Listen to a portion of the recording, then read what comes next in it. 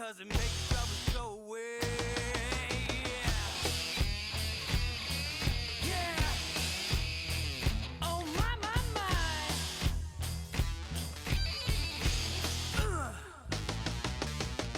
I was so lost till now, didn't know I was in doubt. To meet the others, my brothers, hear me today. I'm gonna ride this train, never coming back again.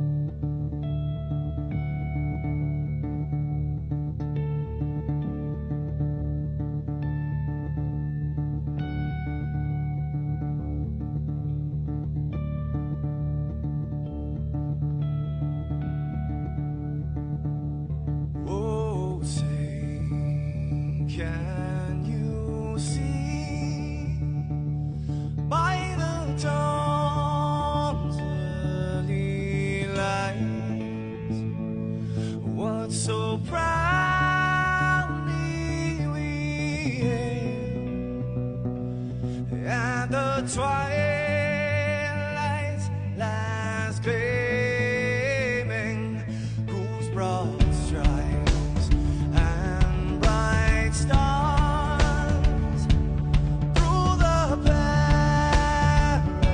perilous fights, oh, the ramparts we watched were so gallantly streaming, and the rockets trembling, the bombs bursting in air, gave proof through the night that our flag was still there. Oh, say, does that star-spangled banner yet wave o'er the land under the frame, and the home of the brave?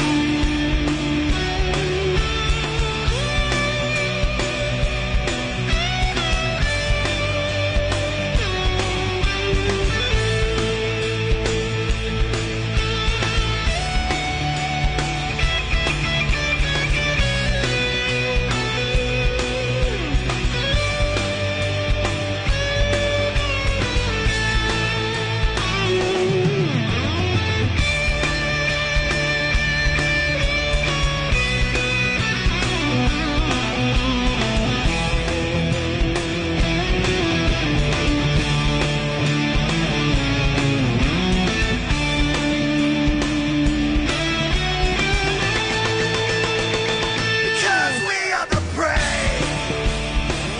Yes, we are the brave. We'll fight you in the name of the brave. We are the US of A. For those unaware, that flag is still there. It's our future to save. This land of the brave, the US of A. Oh, say, does that star-spangled banner yet wave o'er the land of the free, and the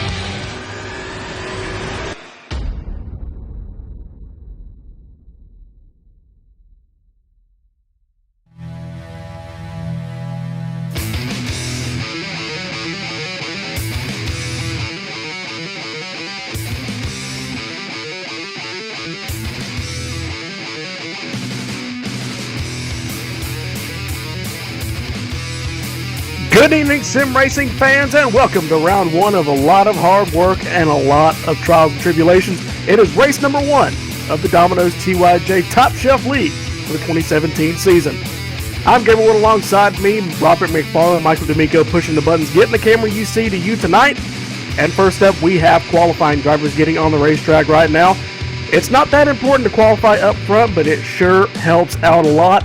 Drivers are going to be moving from the top to the bottom, from the front to the back for all of tonight's 100-lap main event. 68 of Damon Gilbert. He was first in practice with a 44.177. Right behind him, the 44.179 of William Davis Jr. So it's going to be a very, very close field tonight as these drivers get ready to run 100 laps. I'm joined by Robert McFarland. He will be here in just a few moments. We're going to go ahead and get qualifying underway. Drivers getting it warmed up around the top side of the racetrack, getting ready to take the green flag here on lap number one. Yes, Gabe, how you doing tonight?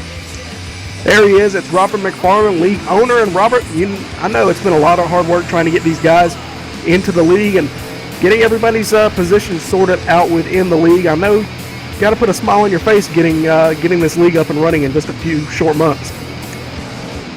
It has been a joy, and it has been painful at times, but anything worth having is worth working hard for, as you know, Gabe, and I will have to say I'm very pleased and proud and thankful to all the guys, including yourself, who've helped me pull this off. It's going to be an exciting year.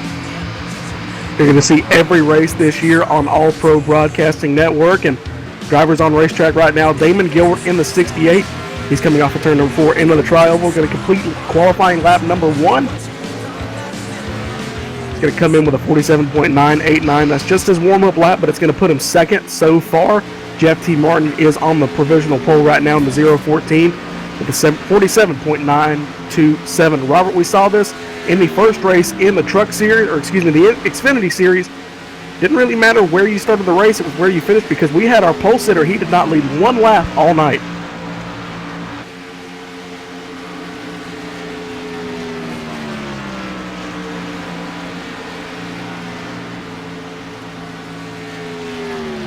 Halfway through qualifying here, 19 drivers have taken time so far. Jason Jacoby comes in with a 47.240. That is his second lap, so he's going to come in third. Damon Gilbert goes to the top of the board out of 21 drivers to take time so far, and that's 68 with a 47.223. Drivers still clocking in their lap times, and one of them who has not yet is David Washington. He's one of the faster drivers on the iRacing service, so we're going to see his talents come to fruition here tonight. See, he's going to got some tough competition. It's going to be fun watching him here on the high banks of Daytona. Yes, he is one of our better drivers, Gabe. He definitely is one to beat tonight, although we have a full field of excellent drivers here. This is the Domino's TYJ Racing Top Shelf Series. It is brand new for 2017. Gentlemen, to be in this series, Gabe, have to have a minimum I rating of 2,000, plus they have to have either an A or a B license level, and a very good safety rating as well. We were looking for the best of the best to be in this league, and fortunately we were able to recruit quite a few of those for tonight, and we're definitely looking for a great show. Qualifying starting to wind down. Remember, tonight's race is the Scoops Ice Cream 250, 100 laps here at Daytona. Raymond Rittenauer is on the provisional pole right now with Josh Bonwell right behind him. He's going to come and complete lap number 2 with a 47.198. So we got a minute left here in qualifying. 33 drivers have taken time. Still going to lead drivers like Ryan Hill, Cody Griffin, Colin Bowden, Paul Madison, Dwayne Cooper. Drivers, very fast drivers, especially here on the super speedway, that are maybe going to try and start in the back. Yes, they might be doing that. I'm going to bring Raymond in here. Yes, sir. Ray, how you doing tonight? Looks like you might have the pole for this race. How does your car feel? How does the track feel? And what do you think your chances are of bringing this win home for the first race of the Top Shelf Series? Oh, the track feels good. Car's fast as hell. Looking good tonight, I think. Well, we wish you all the luck. Just want to say hello and good luck. Keep it clean. Keep all 4 fenders on it. And we will hopefully talk to you either in victory lane or a top 3 finishing interview. All right, thanks. Qualifying about to end here as we got about 5 seconds left here in qualifying. Looks like we got 35 drivers who have taken time. Don't see anybody else here out on the racetrack. It looks like Colin Bowden, he went out but did not take a time. So 35 drivers qualify, 43 here on the starting grid. We're going to give you your Domino's TYJ starting grid. On the poles, the 87 of Raymond Rittenauer with a 47.198. Dustin Lee in the 32 is going to qualify in second. Josh Bonwell in third. Marcus Napier in the number 13. Lucky number 13 in that fourth spot. Damon Gilbert in 68. Mitchell Reeves, William Roberts, David Washington talked about him. He qualifies in eighth. Mike Franklin and Tim Cox round out your top 10.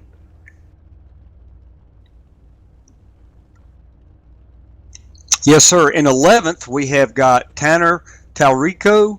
He is in the number 42 machine. Actually, my bad. Luis Almaso is starting 11th in the 21.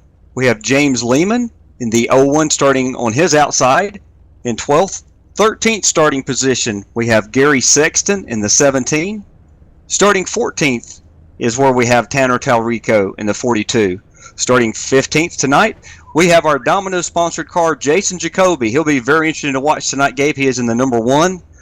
We also have Jeremy Crandall, the sponsor for tonight. We'll get to in just a minute. Scoops Ice Cream. He's in the 73, starting 16th. Starting 17th, we have Buzz Moore in the 11.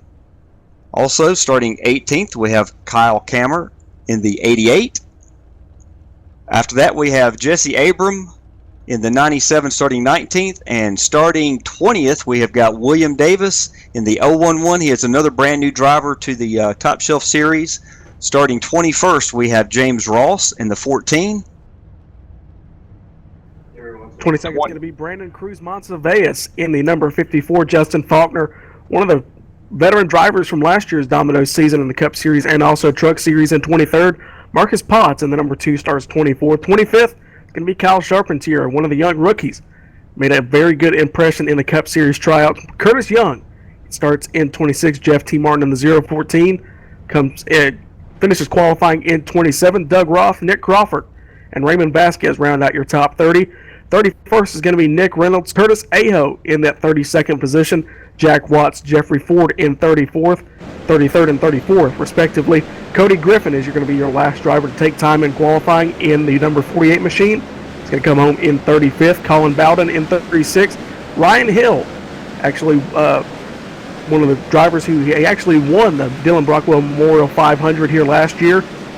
And so he knows how to get it done on the super speedways. He's going to start in 37th. Michael Atkins Jr. in the 38th position. Tom Wetmore, Paul Madison, George Hendricks, Brian Cutts, and Dwayne Cooper is going to round out your 43-car field. Yes, sir. Like I mentioned a minute ago, the sponsor for tonight is Scoops Ice Cream out of Viera, Florida. Scoops Ice Cream, making family traditions one scoop at a time. Another thing I want to mention while the car's on the back stretch, Gabe, we are doing our free Domino's Pizza giveaway tonight. Any fan, whether you're on messaging, you can pick the winner of this race. If you accurately pick the winner, first person to, before halfway, which will be lap 50, and text 919-883-7497. The first person that I get that actually picks that will win a free large 3-topping pizza, carry out only at your local Domino's store. Keep that in mind. You do have till lap 50, Gabe.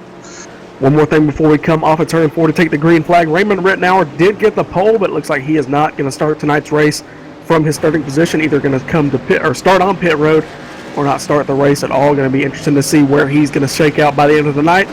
That's going to put Josh Bonwell on the pole for tonight's race. 100 laps, 250 miles. Green flag in the air. We're underway in the 2017 season. Yes, Gabe, and it looks like we're getting a clean start here. Our pole sitter, Josh Bonwell is getting a great jump as they go down into turn 1.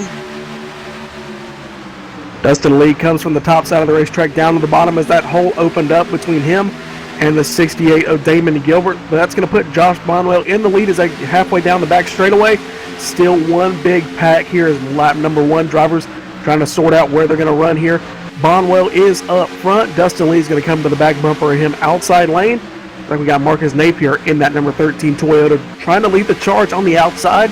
He's got Mitchell Reeves in the 02 on the outside of him. Coming off of turn number 4. Leading lap number 1 is going to be that 56 of Josh Bonwell. Yes, Gabe, Josh is a newer driver to our Top Shelf Domino's TYJ Series. He put on quite a show in 2 or 3 trout races he was involved in. He has not yet got the win. His mother is always picking him for the free large Domino's pizza, so I'm sure she's picking him. I'm sure she's excited right now. She can probably taste that Domino's pizza. Halfway down the back straightaway here on lap number 2. We're going to be 3 wide. Drivers ducked to the bottom side of the racetrack. Didn't see who that was. Looking back through the field, trying to find out who that driver's name was, but it looks like he's going to duck to the bottom to get out of the way. Back up front, here comes that 13 on the outside, Marcus Napier. He's trying to get it done with that 0-2 behind him. It's not going to happen this time by, as we're going to come to the stripe here on lap number 2. The 56 is still going to stay in the lead. Josh Bonwell right behind him, the 32 of Dustin Lee. Lap number 2 is going to go in the books. Going to stay out front, and like we're having a couple of... It's actually stayed together pretty well, Robert. We saw in the Xfinity Series race. Became really 3 distinct packs. It looks like these drivers are staying together. Yes, Gabe, that would not surprise me whatsoever. I do expect these drivers, like I said, they're very talented drivers. Every single one of them have basically been handpicked to be part of this new series, Gabe. And obviously, people are going to make mistakes. They're going to be racing hard, especially to the end of the race or at the end of the race. But it does not surprise me at all to see these guys racing clean. They all understand you got to have all 4 fenders on your car to win this race. And obviously, there's not going to be a lot of repair work done in the pits. If you get major damage, you can pretty much hang it up. Looks like some connection issues for that 68 of Damon Gilbert there, third in line on the bottom side of the racetrack. Hopefully that gets resolved before he has to duck out of line and try and save the rest of the field. The admins are going to work on it. Looks like they're talking to him now, so maybe he can get it solved here, or he's going to duck to the bottom side on the apron and get out of everybody's way. But that's really important for these the bottom side guys. If his connection isn't stable, they're not getting that draft from that 68. So and that's allowing that 13 of Napier on the outside of the racetrack to catch up with those top 2. Yes, and like I said, these guys are racing nice and clean here. As we've seen before, Gabe, this low line bottom lane of the track here at Daytona, it does tend to be the preferred lane to be in.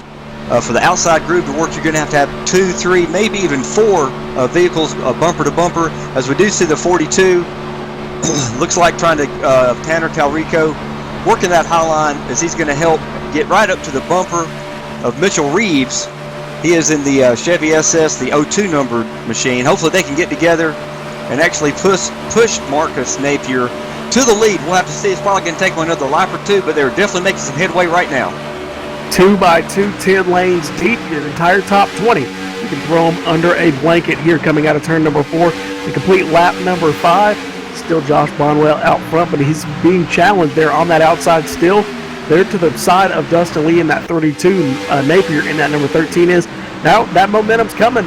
He's side by side with the leader. Battle for the lead here on lap number 6. Let's see what's going to happen as they go into turn number 1.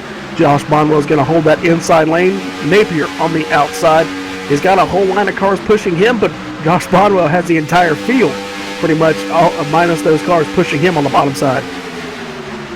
Yes, that is true. It looks like Dustin Lee in the 32 is definitely staying right up behind Josh Bonwell, which is keeping the momentum up in that bottom lane.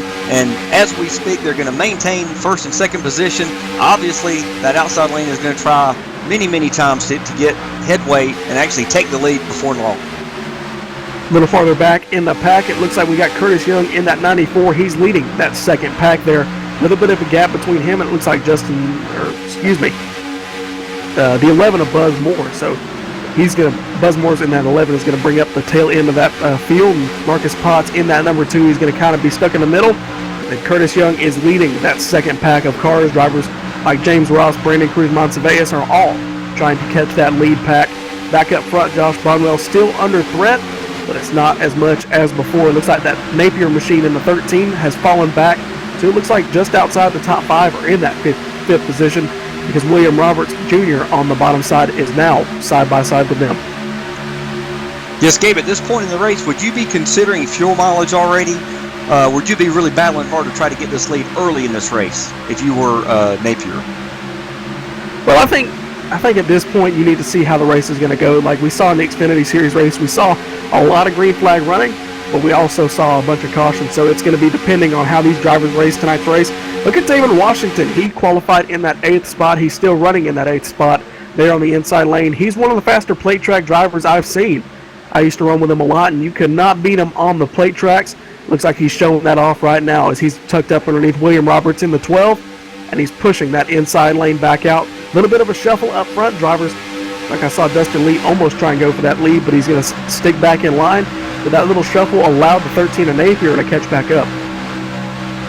Yes, Gabe, and mentioning Dave Washington in the 98, he's got the Chef Andy's Ford sponsorship tonight on his car. It's a beautiful paint scheme there in his Ford Fusion. Hopefully he'll keep it clean all night long, and we'll get a chance to talk to him in Victory Lane. Yeah, Chef Andy's Lobster Rolls and stuff are one of the best fake companies I've seen. Andy Kessler is his crew chief. I don't believe he's with him here tonight. No, he's got Dylan C. Jones on top of the pit box, one of the RSR drivers, and one of the drivers who raced in the Peak Antifreeze Series, I do believe, last year. So he's got some experience on the pit box, and Dave Washington is actually racing in the Pro Series, trying to go after that spot in the Peak Antifreeze Series. So he's got a lot of racing to do, not only here in Domino's, but on the official side as well. That is good. You got to have a good crew chief, Dave. As you know, you've been around the sport long enough. We see it in NASCAR. It's not just the driver that's going to win these races or this championship this year, Gabe. It's not just the crew chief. It's not just the gas man. You got to have a full team working together. These guys worked in the wind tunnel for I don't know how many months getting these cars prepared so they would be perfect aerodynamically. Of course, you got to be in good physical shape. The pit crew, when we do have pit stops coming up here shortly, Gabe, you got to be almost perfect on your pit stops. That's hard to do, especially if we have 4 or 5 or 6 different pit stops. The person who wins this race tonight, Gabe, is not only going to be a talented driver, is not only going to have a great crew chief and a great team behind them, but they're going to also have a little bit of luck, as we saw in the Xfinity race last Thursday night. Battle for the lead back up front. Napier in the 13. He is now side by side with the 56, Josh Bonwell on the bottom side. He's finally got that momentum working. A couple more cars jumped to the top side, and that bottom side is kind of broken up behind the 98 of David Washington. That 13 is in the lead for the first time here tonight, but he isn't going to lead it by the time they come back to the stripe. Looks like that momentum is failing. That number 13 in Napier is like Josh Bonwell is going to continue to lead. He's led the entire way here tonight. Looks like your pole sitter going to try and see where Raymond Rittenauer is. It looks like he had a little trouble getting off the grid because he is now in the 42nd position, 6 laps down. So trouble for your pole sitter. He was very optimistic for a nice race, so that is a shame. He gets 6 cautions and nobody else is on the off the lead lap. He will get the free pass, but that's very unlikely. That is true, and you were talking about Marcus Napier in the 13. He is driving the Crown Services staffing specialist Toyota Camry tonight. He's got a great paint job on there. Hopefully he'll keep that 13 machine up front, and maybe he can pull off the win tonight. See if he can. And looks like it's going to be 2 races in a row at Daytona. The pole sitter will not lead a lap. We saw in the Xfinity race the pole sitter did not lead, and looks like we're going to see that again with the 87 of Raymond Rittenauer. Lap number 13 now as we conclude lap number 12. Josh Bonwell still in the lead. That's remained unchanged for the entire distance of tonight's race. We're a tenth of the way through. Let's see, it looks like we got a lap car there. Maybe Jason Jacoby on the outside. No, it looks like Raymond Rittenauer. So the pole sitter is going to go another lap down. He's going to get high and go to the outside and let the drivers go. Yes, I'm sure he's hoping for a caution, so he will be able to get that lucky dog, and hopefully that'll work out. And as we mentioned that, these guys are keeping it clean. Gabe, we're going to step aside, fans, for just a couple of minutes for a quick commercial break. Again, you are watching the Scoops Ice Cream from Vera, Florida, 250 here at Daytona International Speedway. It's our debut for the Top Shelf Series. We will be right back.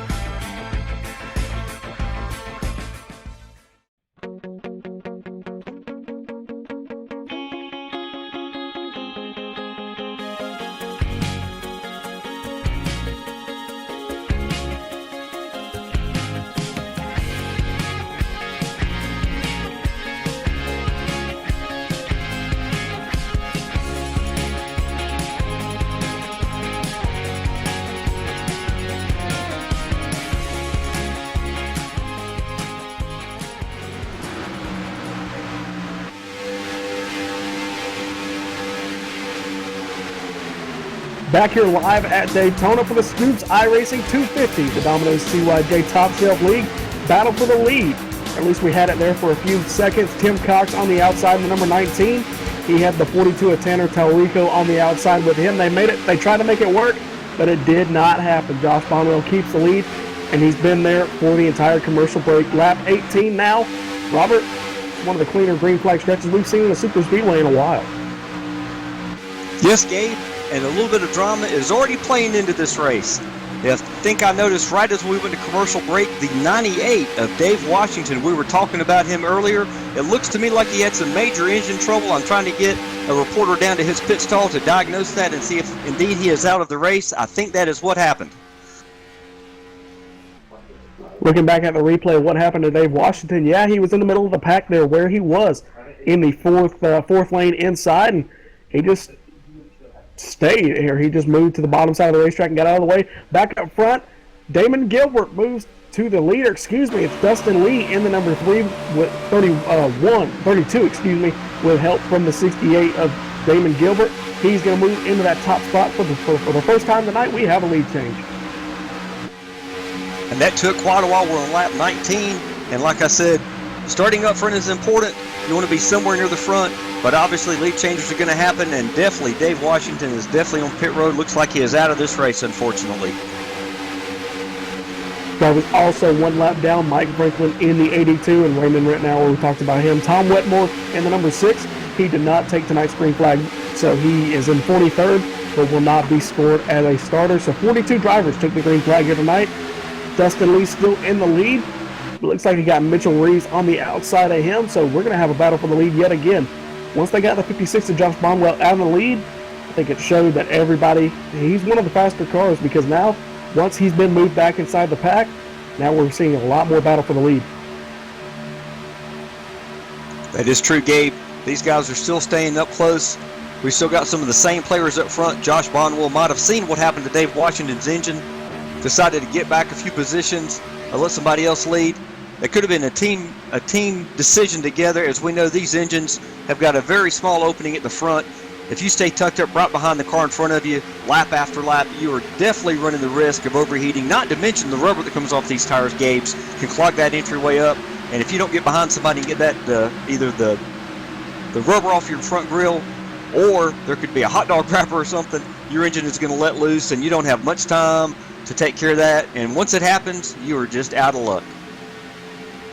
Looks like we got a change for the lead. Mitchell Reeves moves into the top spot with help from the 42 behind him with Tanner Talrico. That's going to move Tanner to the top side of the racetrack out front, but it's going to be the lead for that number 02 machine going into turn number 3. Outside lanes got the 42, the 12, the 21.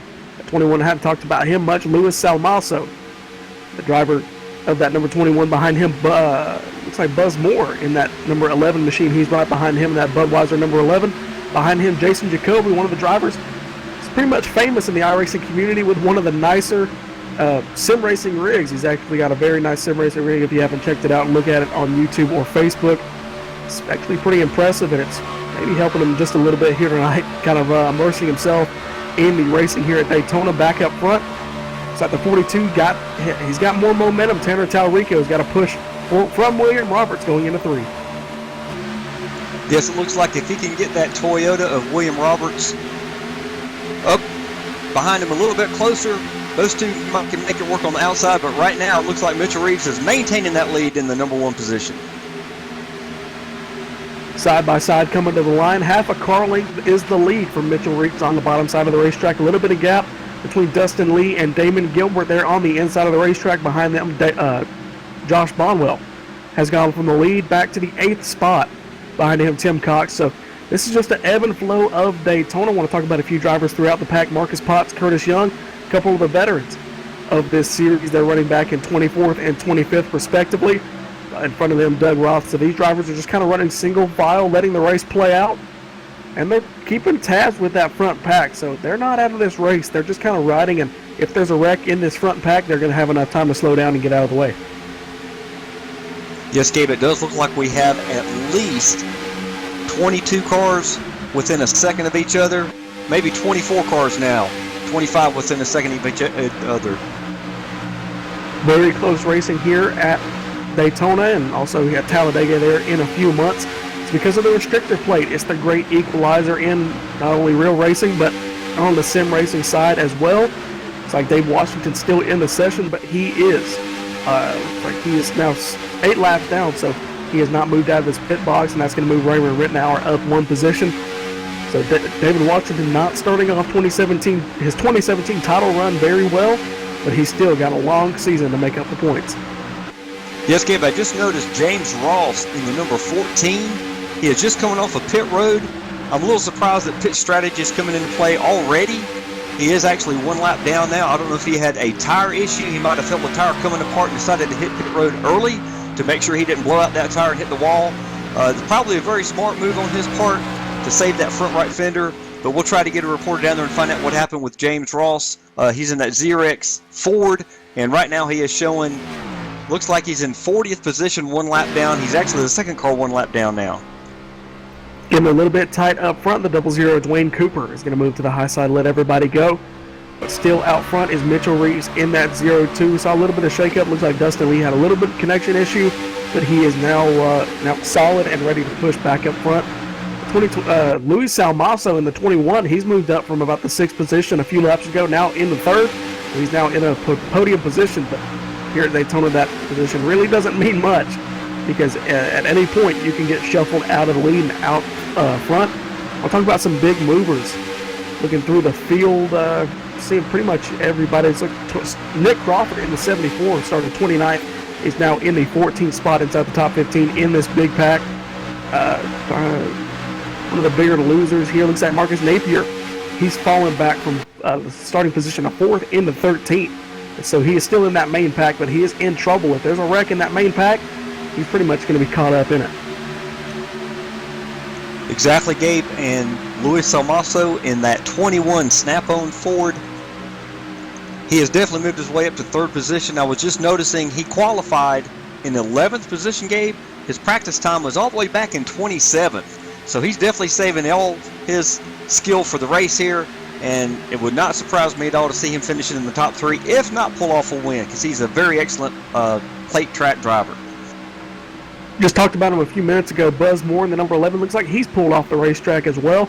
So he's going to be another one of those drivers to head behind the virtual pit wall. He's going to be out up tonight's race. Looks like James Ross maybe on the outside. Saw him. No, it wasn't him. It was another lap car going 1 lap down to the rest of the field. But Mitchell Reeves still out front. It looks like he's starting to single out there in the top 5. First car on the outside lane of the racetrack is going to be Tanner Telrico in that Fox number 42 machine in 6th. Right below him, is that 73 of Jeremy Crandall. He was actually our pole sitter for the Xfinity race at Daytona a few days ago. He's going to try and work his way back up front. He was your pole sitter, as I said, and did not lead a lap all night, so he's going to try and change that here tonight. Yes, Gabe, and pit stops have started happening. Michael Atkins Jr. in the 18 Chevy SS, Monster-sponsored Chevy, is pulling off the pit road right now. He's on the apron coming up on the back stretch, so I think the strategy has started. Who's going to get the pit stops early? Although Michael Atkins looks like he is alone here on this pit stop, which is not what you want to be. He will definitely go a lap down, if not 2, if he didn't get a drafting partner pretty soon. And I'm pretty sure the other drivers are getting close to making pit stops. We'll have to cover that in just a few minutes. One thing you do not want to do here at Daytona is pit alone, because he's already losing time to the rest of the pack. Drivers still out front. They have not given any indication really to come to pit road so far. You're going to start, if they're going to come to pit road, you're going to see a mad dash to the bottom side of the racetrack unless these guys coordinate. It looks like Luis Salmaso in that number 21 is going to be the first to come to pit road from that main pack. We're going to see a lot of drivers come to pit road. Yes, a lot of them are coming down right now, Gabe. A whole gaggle of cars. Curtis Young locking up the brakes as well as Josh Bonwell. We got one car missing pit road. So a little bit of time is going to be lost. It looks like Mike Franklin, the number 82 machine, he was a couple laps down, but he is going to lose some time to the rest of the field as he missed pit road. He's going to join back, at least I believe that was him. Going to have to watch that race off of pit road and see who's going to be left out of this main pack to see if anybody's going to be left without a drafting partner as they exit pit road. Yes, and Josh Bonwell in the 56 is just pulling off pit road. He's being passed, looks like, by Justin Faulkner in the 5. Napa Auto Parts, Chevy SS. These cars are going to get together and try to draft back up to the lead. Obviously, some cars are going to be pitting probably this time by. Going to be a few minutes before we see everybody settle down and get back into their positions, Robert. So while we got a lull in the racing action, I want to talk about the racing here at Daytona, and I want to talk about the schedule. We want to go over the schedule for both the Xfinity Truck and Sprint Cup Series this year in Domino's. Yes, Gabe, we've got a very exciting schedule. I first want to mention our Dented Fender Truck Series, Gabe, which will not start until February 22nd. That will follow the exact Camping World, the NASCAR Camping World truck schedule. It's going to be a very exciting 23 race season for the Dented Fender trucks. And the winner of that last year was our good friend Curtis Young. He's a champion there, has been promoted out of the truck, so it'll be very interesting, Gabe, to see who will win the Truck Series Championship for 2017. And the Top Shelf Cup Series as well as the Premier Xfinity Series follow the identical schedules. This first week is Daytona. Second race, which will be next Thursday night in the Xfinity car, will be Atlanta. We have Vegas. We have got a lot of exciting tracks on the schedule. You can imagine we've got Charlotte, Talladega. I don't have them in order right in front of me. I don't want to bore you, but you definitely want to tune in as we've got 3 wide racing up here. One thing I want to talk about, looks like Dustin Lee missed pit road, and he's out of fuel, so he's coasting around the racetrack 61 miles an hour. So he is going to be out of tonight's event. He's going to roll the pit road at least 1 lap down by the time he gets that thing refired. Driver's going to sort around, get back into their positions. Mitchell Reeves is going to move into second. James Lehman in the number 01 is going to move into the lead. That's going to change here as those drivers with the momentum are going to come around him. Like the 5 of Justin Faulkner. And Tanner Talrico is going to move into that top spot, I believe. Yep. As Mitchell Reeves is going to move to the back of this small little pack. We're going to see some groups kind of start forming up here because drivers pitted at different times, but after a few laps, we're going to see drivers start coming back together. Exactly. It looks like you said James Lehman in the 01 car is leading the main pack. He has definitely got cars behind him. And they've actually 4 or 5 cars, including Josh Bonwell in the 56 Ford on the outside. They do have a momentum right now. So Justin Faulkner is going to move into the lead this time by. So he's going to lead his first lap on lap number 33. Josh Bonwell is going to move to the outside of the 01 of James Lehman, and he's going to be all by himself. And as I said just a second ago, Marcus Potts is now caught up to this little pack, and he's going to bring the 44 Doug Roth with him. Yes, Gabe, and Justin Faulkner, who's leading the race currently, is in the number 5 Napa-sponsored Chevy. He was our Cup champion from last year, a year ago. The season ended September 29th. He won quite a few races, put on a big show, and he's been promoted to the Top Shelf League. And I remember the interview we had with him when he won that championship back on the 29th of September. He said he plans to do the exact same thing this season, but he's got a lot more stiff competition, including the guy right behind him, Kyle Carpentier, and I'm messing his name up again. Charpentier, thank you, Gabe. It's going to be a name you're going to have to get used to here, but it looks like Kyle Charpentier, Tanner Talrico is going to be the first of the few guys in this long conga line. It's like we got a few drivers. It's like Luis Salmaso in the 21 is going to be the 15th and final car in this long line, this long train of drivers around the bottom here at Daytona. 1 car moving to the outside, letting everybody go. Looks like everybody's going to try and fan out. We got 1 car, I believe it's the Kyle Kamer in the 88. He ducked high, but he is going to move back to the bottom side. It looks like he was going to try and make that move. Excuse me, that was not him. I'm trying to look through here at the pack. It looks like the 19. There's a couple of green cars, and I end up getting confused. But I saw 1 car trying to move to the outside of the racetrack to get some momentum going, but he pulled back to the bottom. Jason Jacoby, one of the drivers I talked about him, he is in 11th. He's going to move into 10th because there goes Mitchell Reeves on the outside. He's going to let everybody go. Yes, Jason Jacoby in that 1 Domino's sponsored Toyota had an idea to go to the outside. It looks like he might go to the outside right now, right directly behind Josh Bonwell in that Ford. If those two can team up together, Mitchell Reeves might catch up to him in the 02, and they might be able to make a move back up to the front. They're running right now and looks like 9th position, 8th position, 12th position, somewhere along there. They definitely going to have to group together to catch this lead pack that's being led by Justin Faulkner as we speak. Looks like they're trying to get around that 44 Piedmont Airlines, number 44 of Doug Roth. They're not going to happen, so it looks like Josh Bonwell is going to pull back to the bottom side of the racetrack. Charpentier in the 003. He impressed a lot of people, as I said, in the pre-race show during the grid, and he is moving into that 2nd position, so he's going to try and go after his first Domino's Top Shelf win in his first start, his first Cup Series start in the league itself, and Faulkner He's going to try and take that away from him as he is in the lead here on lap number 36 on the lap number 37. Yes, Gabe, another driver we haven't spoken much about is Cody Griffin in the 48. Looks like he's all the way back in 30th position. He might be a lap down, but he has definitely got first driver one lap down, so he's trying to stay in that lucky dog position in case we do get a caution that comes out. He definitely has good speed in his car, Gabe. He probably got cycled back in those pit stops if he didn't have any kind of other issue. I'm not sure on that right now. He started in line, but he is in 30th position, definitely hoping for a caution. Right behind him is the 011 of William Davis. So they're going to fight after that free pass position. Justin Faulkner is going to move into the lead and use those lap cars on the inside as a little pick and gain a little bit of time on the 42. Yes, and I was just noticing Justin Faulkner was doing what he's done before at Daytona, being in the lead position, moving from the bottom line to the high line to try to block that move on the outside, but Tanner Talrico looks like he did just maybe lead that lap. 0.11 of a second separates him. Tanner Talrico did not get the lead. Justin Faulkner retained the lead there on lap number 38, closing in on halfway. Robert, it's been a very clean race. Not one caution. We've seen some drivers miss pit road, but other than that, it's an incident-free race. That is true, Gabe, and I do want to remind all the fans viewing right now, we are at lap 38. Lap 50 will be here before you know it, so please get your picks in.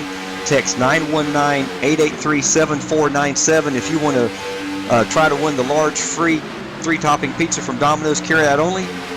You get text 919-883-7497. If you're the first person to accurately pick the winner before lap 50 in about 10 laps, you will win. You might even get a telephone interview here live on TV. See if we can arrange that. Closing in on lap number 39. On to 40 there next time by. Driver single file still, Robert.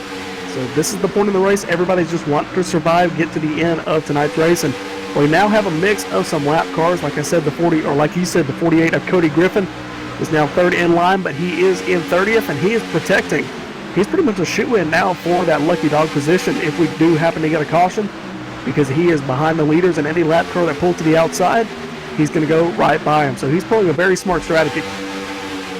Yes, he is, and like we said, caution comes out, he will get the lucky dog. And on that note, while I'm going to get these notes together on the people who have made picks already, we are going to step away one more time, ladies and gentlemen, for a quick commercial break. Again, you are watching the Scoops 250 here at Daytona International Speedway. It is our inaugural Top Shelf Cup Series Scoops ice cream from Vieira, Florida. Making family traditions one scoop at a time. We will be right back. Please get your picks in.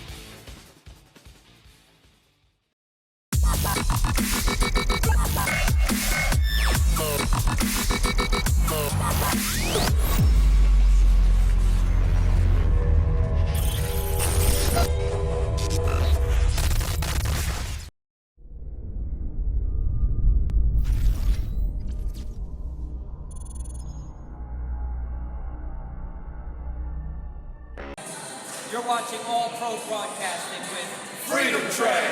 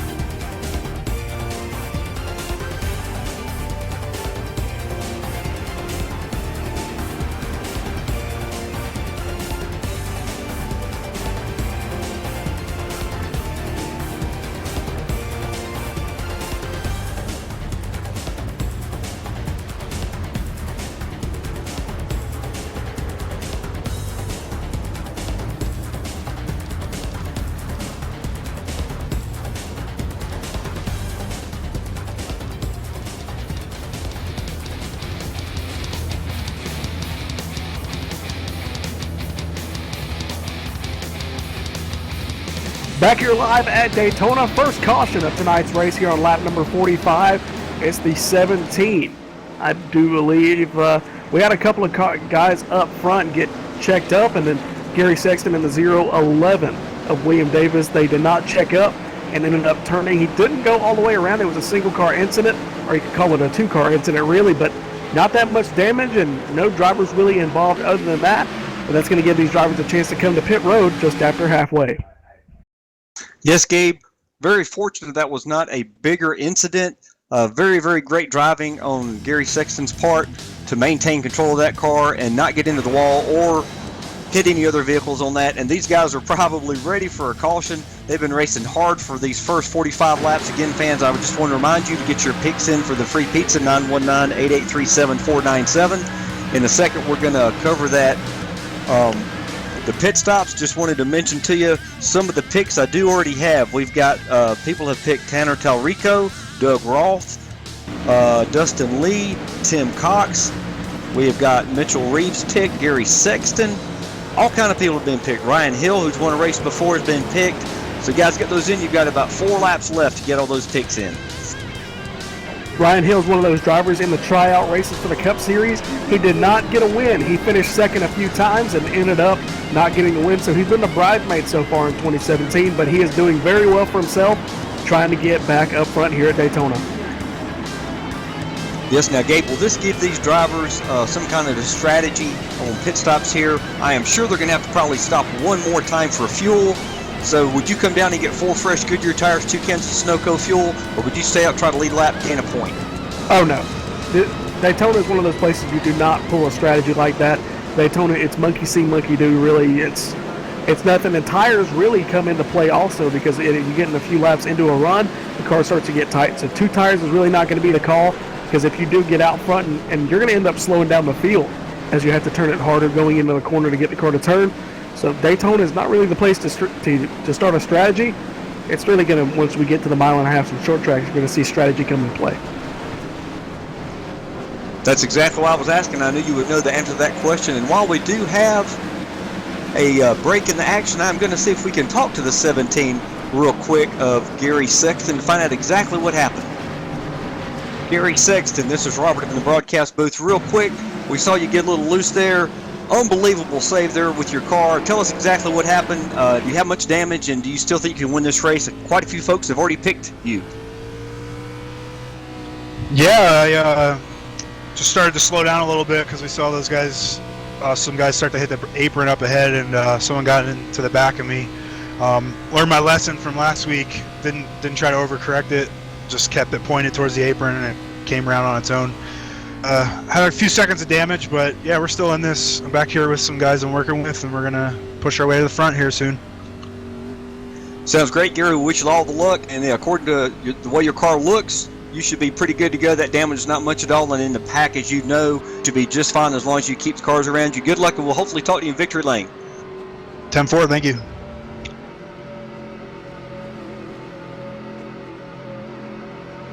Drivers still cycling around the racetrack. It looks like Doug Roth in the 44 is actually going to get the lead here. So he did not pit or took 2 tires or no fuel or something under that caution. So Doug Roth in that 44 is going to move into the lead. He was running inside the top 15, but now he is up in the lead here. He's going to lead his first few laps of the night, but he's going to have a hungry pack of about 36 cars on the lead lap so far. A couple of guys taking the wave around. Drivers like Cody Griffin, Colin Bowden, Dustin Lee. We saw him run out of fuel there coming to pit road.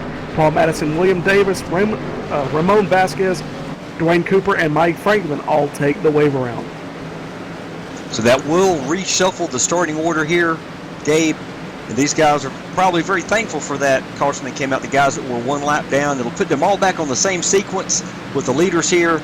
Hopefully they'll give them a chance to race up front to the top 10 and probably get a good finish in this very first race of the season. Everybody in here is wanting to have a good showing for their sponsors as far as their fans. And as you know, Gabe, the points start today. So you want to get a good top 10 finish if you can. If you can win this race, it's even better. Lights are out atop the Ford Mustang pace car. That's right, the Ford Mustang is back on the oval side of iRacing. So that car is going to pace the field It's gotten rid of the American Childhood Cancer Association paint scheme on that Ford Mustang. It's going to go to the iRacing First paint scheme that we've seen for so long on the iRacing service. So good to have the Mustang back after about a month. That's a new feature. The road side gets the Porsche, and the oval side gets the Ford Mustang. Fits just a little bit better, the bigger car here on the Super Speedway with these big old Gen 6 race cars. Yes, sir, Gabe. And Doug Roth is one of our newest members here in the Domino's TYJ Racing Top Shelf Series. He's doing a great job right now leading his first couple of laps. Hopefully he can pull off a win here. We've got some other players up front now. We have Curtis Aho. He's in the 16. He's up in the 4th position, looks like, before we get this restart. Jeffrey Ford is in the 95. Marcus Potts has made his way all the way up to 5th position in the 2. So this is going to be very exciting here on this restart, Gabe. We'll drive to the outside of him. Curtis Aho in the 16, a veteran of the Domino's TYJ Cup Series from last year and the Truck Series. So he's going to try and get his first win of the season. Coming back to the green flag here for the first restart of the night. 2 more laps until halfway. Doug Roth is going to get a good restart, and he's going to have that 5 all by himself on the top side of the racetrack. So Doug Roth is going to be clear more than likely by the time they get to 1. Yes, that's a good place to be. Obviously, Justin Faulkner is up there by himself, but he may be having help with Curtis Aho here in the 16 Ford like we were talking about. He's going to get right up to the bumper of the 5 Chevy and give him a little bit of a push. Hopefully that'll push them back up. Also, we have Curtis Young. We mentioned him earlier. Looks like he's up to the 6th position in that Ford. Robert, looks like we got a battle for the lead here. The 12 of William Roberts moved to the outside in front of the 5 of Justin Faulkner, and he's now going to go for the lead. He's going to have Marcus Potts down to the bottom side. Behind him, the 94 Curtis Young and the 95 of Jeffrey Ford, all pushing on the bottom side of the racetrack. Nick Reynolds also in that number 10 machine. But that's going to be William Roberts this time by is going to lead his first lap of the night. Yes, William Roberts in that 12 does get a point for leading that lap. Every single point does matter here, Gabe, as we're racing 23 races in 2017. And these cars are close together. They got new tires on them, 2 cans of Sunoco fuel. It'll really be interesting to see how these guys partner up, because you might not be with your partner right now, your drafting partner, based on those pit stops. It depends on how you came off pit road, but they were definitely putting on a good show. As we are at lap 50, the picks for the free large Domino's Pizza are in now, and we'll definitely update you by the end of the race. Coming off of turn number 4 to complete lap number 50. Now the laps are going to count down here at Daytona. 50 laps to go in the Scoops Scoops Ice Cream, 250 here at Daytona. William Roberts had the lead. He's going to lose it as everybody's going to duck to the bottom side of the racetrack. It's going to move the 44 Doug Roth from that Piedmont Airlines Chevy SS to the lead with Marcus Potts behind him in the pit stop for Hope, number 2. Yes, Gabe, looks like we have one big pack of cars right now. We did just have that restart. I'm looking back to see these cars and maybe forming up a second pack like we didn't mention much before. The big one can happen here at Daytona and Talladega any particular time. It can happen at the beginning of the race in the front pack. It can happen in the middle of the race in the back of the pack. You just never know where it's going to happen, and you can never be too safe. So some of these gentlemen are riding around in the back, Gabe, just to stay out of trouble. And as long as they're on the lead lap with 10 or 12 to go, if we have a restart, they can win this race also. Single file through about the top 7. And we got 4 or 5 cars there on the outside being led by that 12 of William Roberts. That Monster Energy Toyota Camry behind him, Justin Faulkner.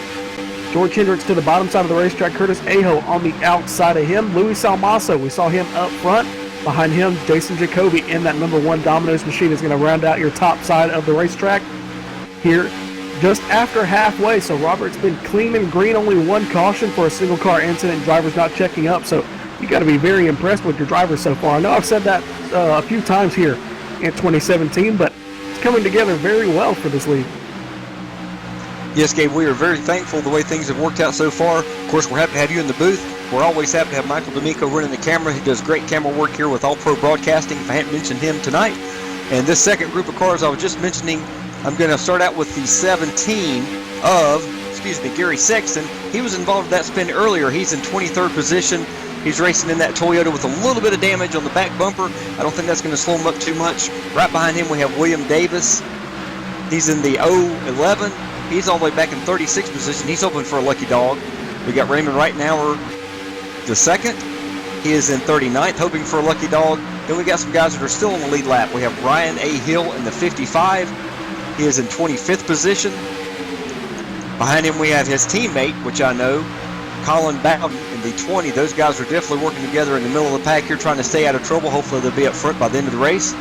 We've also got Jeremy Crandall in the 73. He's in position 26. He is the sponsor tonight for the Scoops Ice Cream down out of Vieira, Florida. Behind him we have Jack Watts. I mentioned him tonight. He's in the 66 Chevy. He's in 37th position, hoping for a lucky dog. Then we have Dustin Lee was up front, led a few laps. Looks like we got another caution on the track. Big wreck involving Justin Faulkner, William Roberts, your leaders. They're on the back half of the top 15. They were trying to work their way back up front. We're going to get the replay up for you now. Big wreck taking out a lot of contenders here tonight.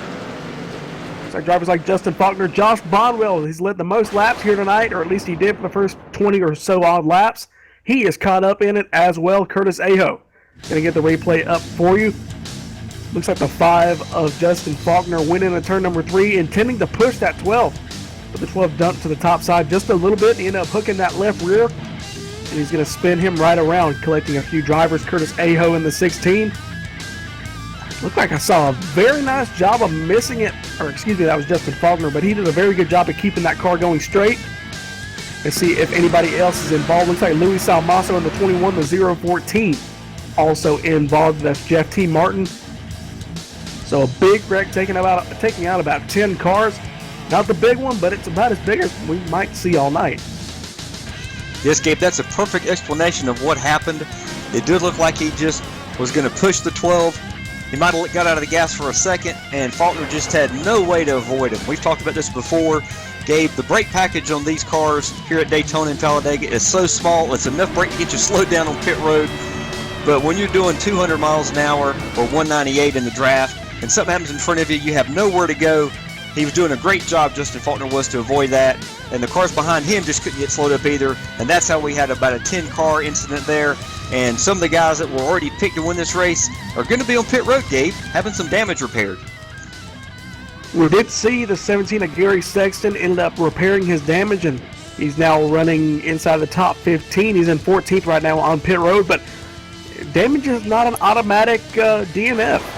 You know, if you can get it, if it's not severe enough and you can actually get back on track, you can potentially win this race with a damaged car. Looks like we got about maybe 3, 4, 5 cars staying out on the racetrack right now on the lead lap, being tailed by the 97 of Jesse Abraham, excuse me. He is in that number 97 car. So basically the entire rest of the field coming down to pit road. And one thing that's going to do, it's going to trap these few cars that are a lap down. Because we've had the lead lap drivers, not all of them, coming to pit road, so that's going to get rid of the chance for the waiver room. That is true. We have not been green very long, so some of these cars will not be pitting here. And I did just notice the 56 of Josh Bonwell, like you mentioned, Gabe. He did lead a lot of laps. I'm afraid his engine has expired. It looks like he got a lot of front end damage there on that incident, Gabe, and that probably took out his oil cooler. Either that's gone, he then get some repairs and get back out, or if that happened and the oil came out of that engine, boom, the engine could have blown that fast. Hopefully he can get some repairs and get back out, but if it is the engine in that Ford Fusion of Josh Bonwell, he will be out for the night, unfortunately, because he definitely led some laps. A little update before we go green yet again. Justin Faulkner still on the racetrack, got a lot of damage to that Napa Auto Parts number 5. He's still running laps on the lead lap, actually, but he's going to be severely off the pace by the time we get back to the green flag. Also, the 16 of Curtis Aho, but he is just coming off of pit road now with some severe front end damage, and also a little bit of a crinkled deck lid. So he's got a little bit of damage. Going to be interesting to see if that hampers him. It should, so that is unfortunate for the number 16 of Curtis Aho. Back up front, Doug Ross still in the lead, so he's doing a very good job ever since he got that lead. Yes, he was in actually a great position there, Gabe, on that caution. He was not involved in it. Quite a few drivers looked like they were able to avoid any kind of incident there by being up front. Looks like we've also got Jeffrey Ford. Well, excuse me for a minute. The leaders that were up front, the 2 or 3 drivers that avoided that accident, are still going to be up front. Curtis Aho is one of them. Curtis Young is one of them, and some other guys that will definitely benefit from this caution at this time.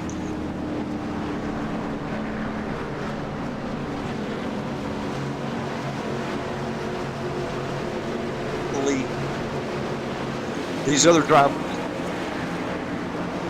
drivers are definitely going to be trying to get their damage repaired, get back out on the track. And this, like we said, changes everything.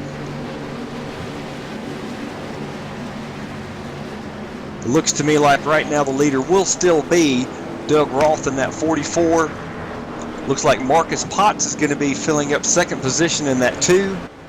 Curtis Young has moved all the way up to third position. He started back in 26, fans. Hopefully he's one of your picks tonight. Damon Gilbert in the 68 is in fourth position. Of course, he started in fifth. We also have Jesse Abram. He started in 19th. He's up to fifth. All kind of players up front here for this restart in just a few laps. Just a few minutes, I mean. And if we can get somebody on for a quick interview here, we will before we go back green.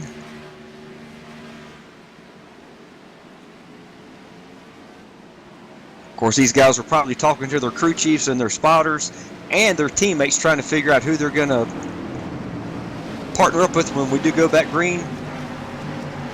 They're staying behind the Mustang pace car.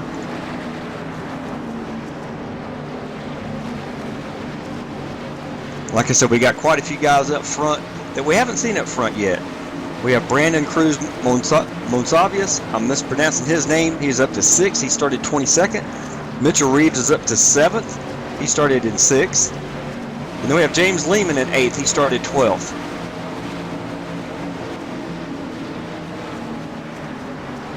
Obviously here you're going to want to save as much fuel as you can, because these tanks only hold so much fuel, Sunoco Racing fuel, and I don't think we can quite get to the end of the race here. So these guys are definitely saving as much fuel as they can. It looks like the 21, Luis Almaso, is getting off of pit road just in front of the pace car. Hopefully that'll maintain him one lap down, if not on the lead lap, which is very advantageous at this point of the race. Justin Faulkner is out in front of him. He probably got some damage repaired on his 5 Napa Chevy. I'm afraid he's not going to be as fast as he was before.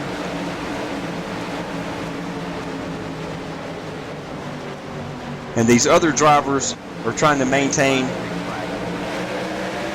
as we're getting doubled up here for the restart in just a minute.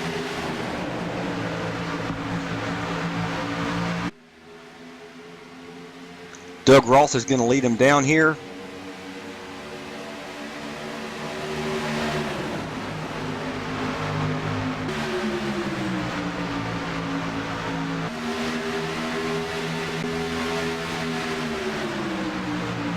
He's maintaining the lead.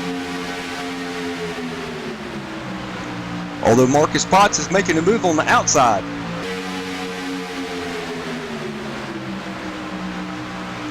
Looks like Marcus Potts has the 68 of Damon Gilbert pushing him. And they're 2x2 here for the lead as Curtis Young has moved up to third position. With looks like 40 laps to go, 41 laps to go. These drivers are racing for all they've got here. And Damon Gilbert moves down to the inside behind Curtis Young, leaving Marcus Potts out to dry, as they say, on the outside here. But he will definitely be getting some help. It looks like the 54 of Brandon Cruz Monsavice will be pushing him if he can get to him. Although they've lost 4, 5, 6 positions now on that outside lane. I tell you what, I'm really impressed with our leader here. Doug Roth has shown up in the last 2 weeks. He did a tryout race. He qualified for our Top Shelf League. He's in that 44 Chevy SS, and he's led at least 4 or 5 laps here tonight. He's definitely going to be someone to reckon with. And Curtis Young, you can never count him out. He's having actually a great run tonight on the plate track. He's had a lot of unfortunate luck. He did win that truck championship, but he did not have any luck in our first season on the plate tracks, Daytona and Talladega whatsoever. But he's running really, really nice here in second position. Then on the outside, it looks like Jesse Abraham in the 97 is making a run on the outside. Behind him, he's got Jeffrey Ford in that 95 Chevy. They need a little bit of help. Mitchell Reeves is going to come help them, looks like, in the 02.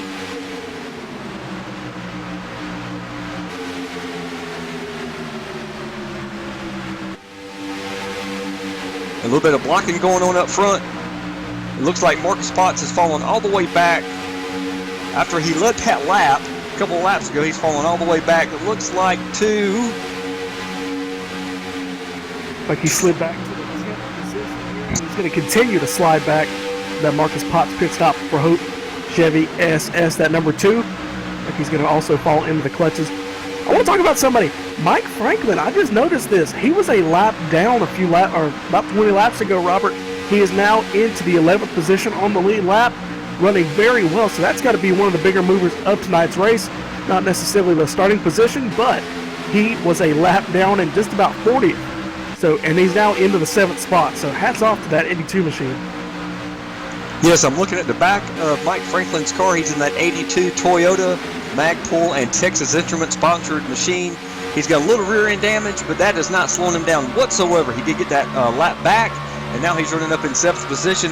He's going to be someone to have to fight for the win at the end of this race. I know he's won a lot of races in other series, and he's definitely doing a great job tonight.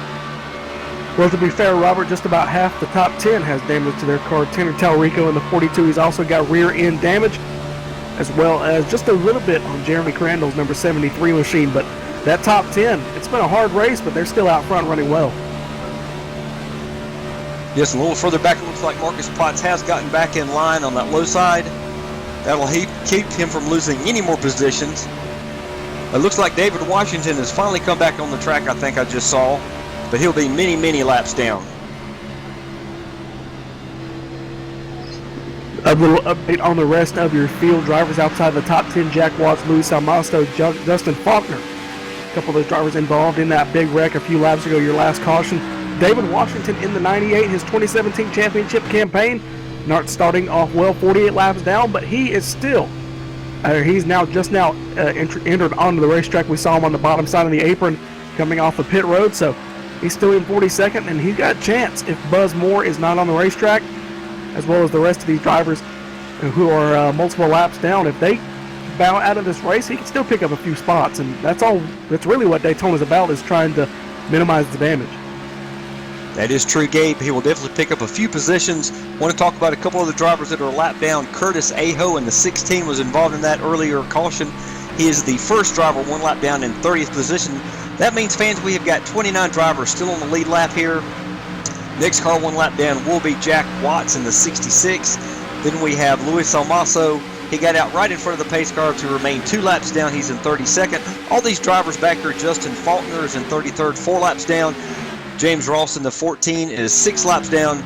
These guys are still trying to fight for some kind of a finish, maybe in the top 25. You never know what will happen into this race. We could have another big one, take out the top 10 cars, and these guys will be very smart for staying on the track, get their damage repaired, and racing as well as they can with the hand they've been dealt. It looked like they were about to have it, because it looked like the Jesse Abraham machine, that number 97 in 12th, looks like he was going to try and push the 87 of Raymond Rittenau around the racetrack, but he was just so slow it ended up backing up the back half of the top 15.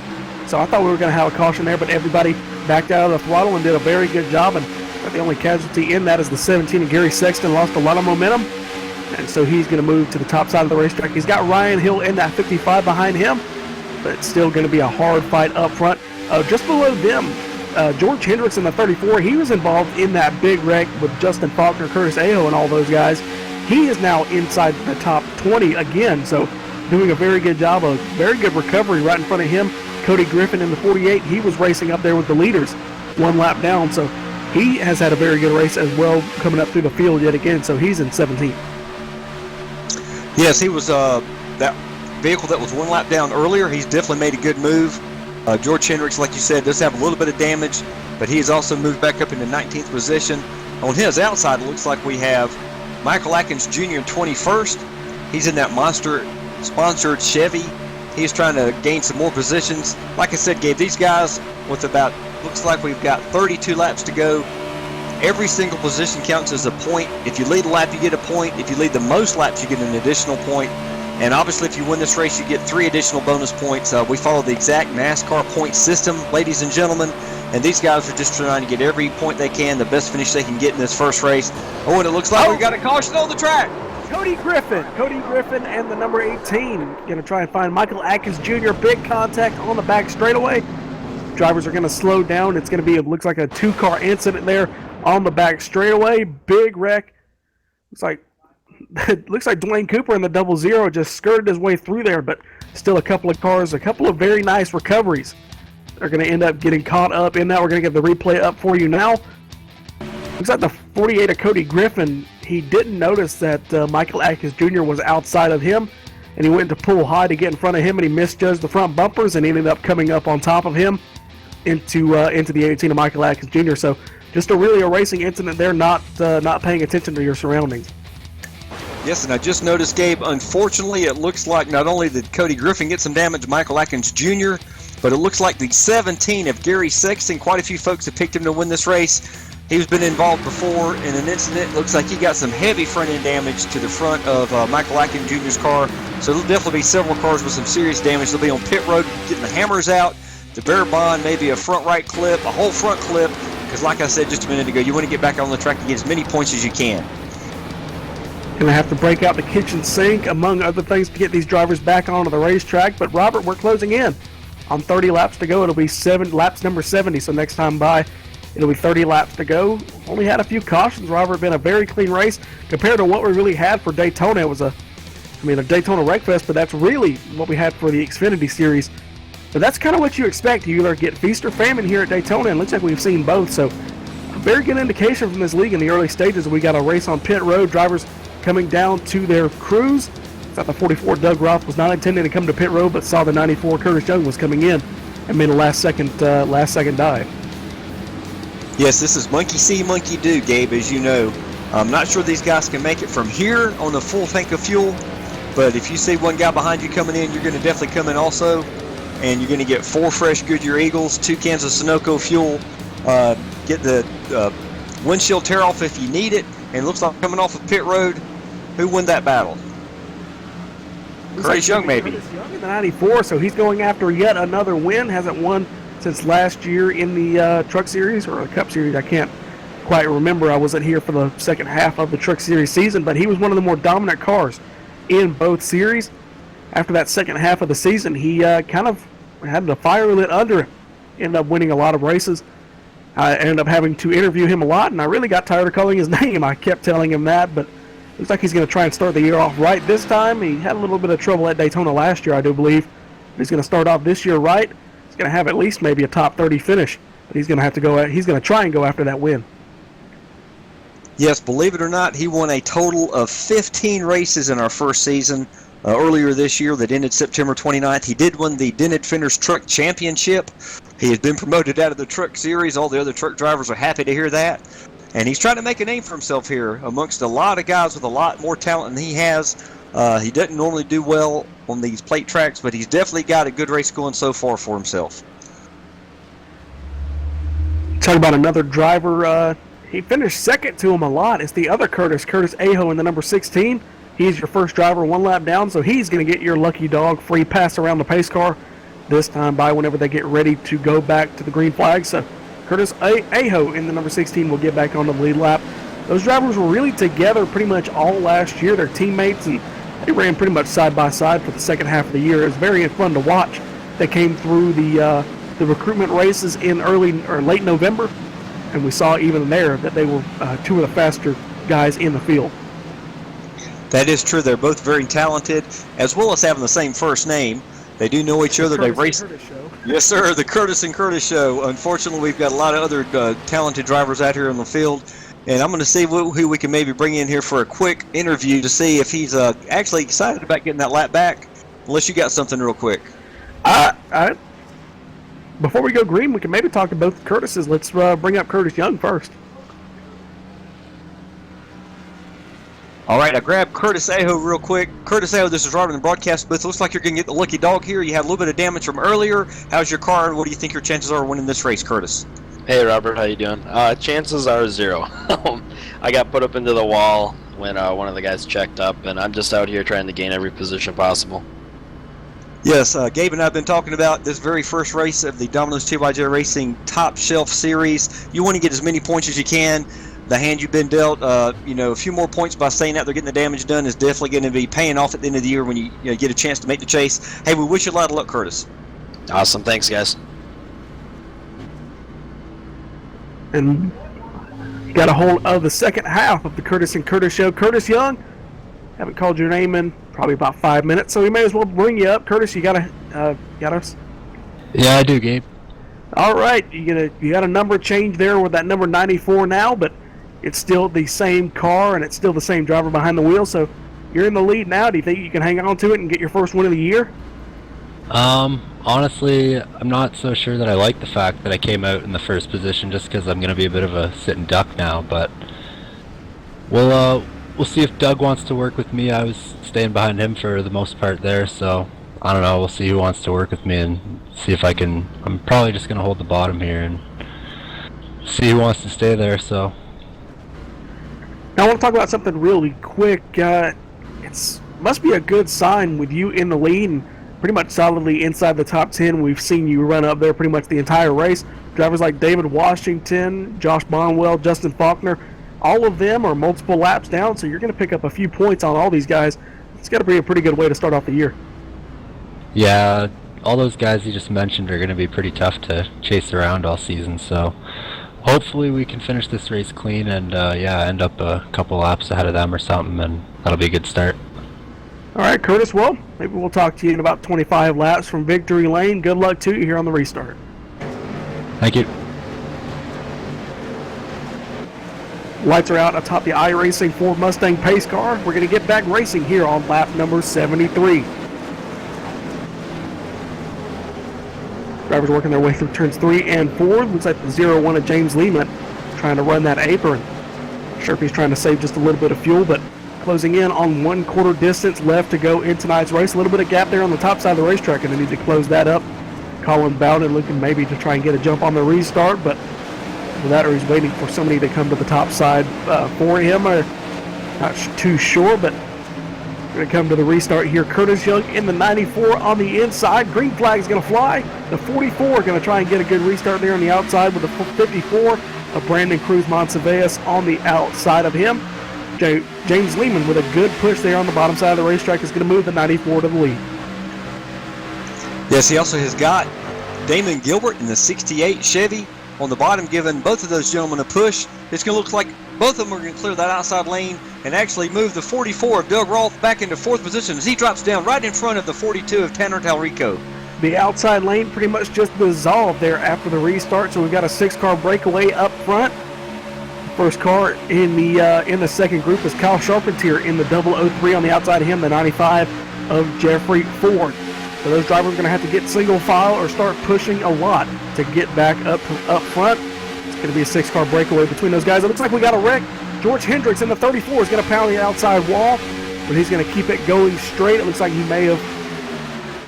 made just a little bit of contact with one car there on the back of the pack, but he's going to get some damage and keep it going.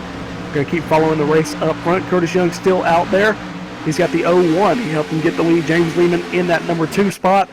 That gap is still growing between Kyle Charpentier and Brandon Monteveas in the 6th spot. Robert, looks like we're going to see the typical Daytona pull away there with the top 6. Yes, Gabe, this is getting near the end of the race. We've got about 25 laps to go. We're going to watch these guys up front. They know that if they can stay nose to tail here, they can probably put a big gap on the group behind them. And if we do not have any more cautions, Gabe, it could be the winner will come out of this top group of 6, because if they can put 2, 3, 4 seconds on the group behind them and do not have to pit again or even come down just for a splash of Sunoco racing fuel, they're going to have a head and shoulders advantage over the group behind them. And the group behind them needs to get nose to tail if they want to have any chance of catching this lead group. We'll talk about something really quick. If we can get like a nose camera or something on the 10 of Nick Reynolds, look in front of him, at least on my screen, the 32 has no rear end, so they've torn the backside of that car off. That's going to make it a little bit difficult to push. Really want to push that 32 of Dustin Lee. But he's still up there inside the top 10 or inside the top 15, so still doing a good job with what is basically about 3/4 of a race car. Yes, like I said before, once you're in this pack, you can have some cosmetic damage. You'd be hard to lead the pack, and you'd be hard to catch the pack. But if you're in between a couple of cars, Gabe, these cars have definitely got the restrictor plate on them as the 10 gives the 32 a push right there. Dustin Lee does, and that's going to maintain his position up there in the group. The restrictor plate knocks the horsepower down on these Cup cars, at least 200-300 horsepower down to the last thing I read, 450 horsepower. So you've got to have the cars in front of you, behind you to maintain that momentum. And with or without a rear bumper, looks like on the 32 of Nick Crawford, the 32 of Dustin Lee, hopefully he'll be able to maintain and still get a top 10 finish here. Looks like had a little bit of a shuffle. Colin Bowden in the 20 tried to get in front of the 003 of Kyle Charpentier, but it did not happen. So they're now finally going to get single file in that top 10, so maybe they can make a run at these few leaders. Those leaders are pulling away here as we're closing in on 10 laps to go. Yes, Gabe, we just went back green. Do you think these cars have enough fuel in them, these drivers, that they can make it? I think we're good. I think we're good on fuel. We saw them make about 35 laps in the Xfinity Series race, so I think we're good on fuel, and I think we're good to go till the finish, but it's not ruling out a caution here for these drivers. Yes, the action will definitely pick up when we get about 10 to go. If that second pack has not caught the first group, which I do predict they will catch them. And picking a winner for this race before lap 50 is one of the hardest things to do, gentlemen and ladies. That's why you do get a large free 3-topping pizza. We'll go over that later. It's even hard for us to pick up here in the booth as to who's going to win this race when you get 10 laps to go. No telling what will happen, Gabe. I'll tell you what, before we get to the end of tonight's races, we got a lull in the action. We're going to take one more commercial break before the finish of tonight's race.